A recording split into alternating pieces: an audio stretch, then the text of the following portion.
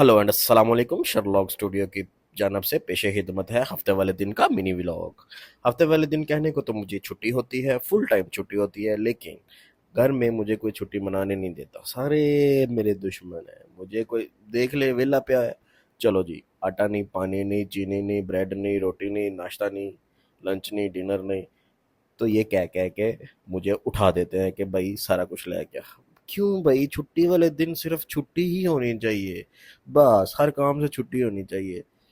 तो खैर जी, धक्के धुक्के खा के हम बाहर निकल आए, नाश्ता लेने निकल पड़े। भाई नाश्ता और सब्जी लेनी थी, तो रास्ते में हमें गौरमे नजर आई। हमने गौरमे पे ब्रेक मारी और सामने ही बट स्वीट हाउस था। मैंने कहा नहीं, बट पे नहीं जाना, बट थोड़ी सी दूर है, और अब अपने लेजीपन का मुजाहिरा करते हुए गौरमे को ही तरजीह दी।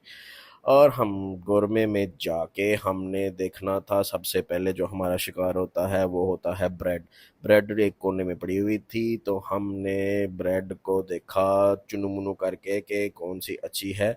तो बड़े वाली ब्रेड थोड़ी सी मुझे सख्त लगी, और छोटे वाली ब्रेड क्योंकि वो ब्राउन थी और ब्राउन ब्रेड बड़ी पैकिंग में नहीं आती, तो मैंने पकड़ के ले आया। और उसके बाद हमने लेना था दूध, और दूध फ्रिज में देखा तो परवेज अलाई का दूध भी पड़ा हुआ था और गोरमे का दूध भी पड़ा था। ओहो, परवेज अलाई का मतलब परवेज अलाई की डेयरी फार्म का दूध पड़ा हुआ था और गोरमे का पड़ा हुआ था। पर्सनली मुझे जो गोरमे वाले दूध का जायका अच्छा लगता है, इसलिए मैंने गोरमे के 2-3 पैकेट जितने भी मेरे हाथ में आ सकते थे मैंने ले लिए। और उसके बाद मैंने कहा थोड़े से शशके हो जाए, चाय के साथ बिस्किट वगैरह भी खा लेंगे। तो मैंने अंकल को कहा कि जिन्हें भी बिस्कुट की वैरायटी पई है, सारी एक एक करके चुन चुन के मेरे डब्बे दे विच पा दे।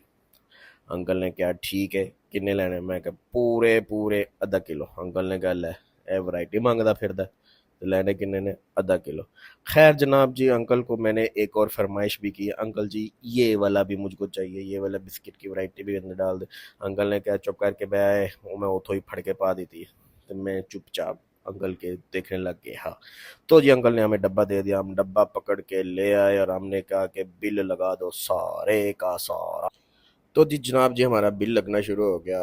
बिल लगते लगते मैं आपको एक बात फिर याद दहानी करा दूं कि भाईजान प्लीज़ प्लीज़ छुट्टी वाले दिन किसी को तंग मत किया करें, छुट्टी वाले दिन उसको छुट्टी ही मनाने दिया करें। तो हमने अपना एटीएम कार्ड दिया और बिल पेमेंट करने लगे। ओहो, no no no no, number नहीं देखना, आप मेरी ट्रांजैक्शन चोरी कर सकते हैं। लाखों करोड़ों पैसे होते हैं मेरे एटीएम, मेरे अकाउंट के अंदर। पैसों की बात की, रुपीज़ की बात नहीं की, लाखों करोड़ों पैसे इन्हों ਵਿੱਚ छापा पा दे।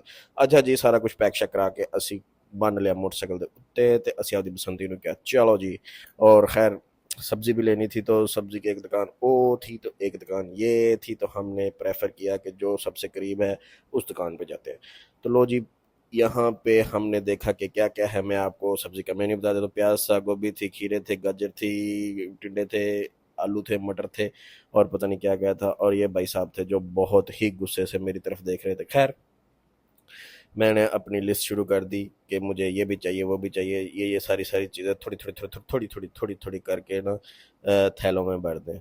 तो जी जनाब जी, कुछ 4 को 5 सब्जियां जो मुझको समझ में आई मैंने ले ली। पता नहीं मैंने खानी भी है या नहीं खानी है, बस मैंने ले ली कि बस चुप हो जान कार आ रहे।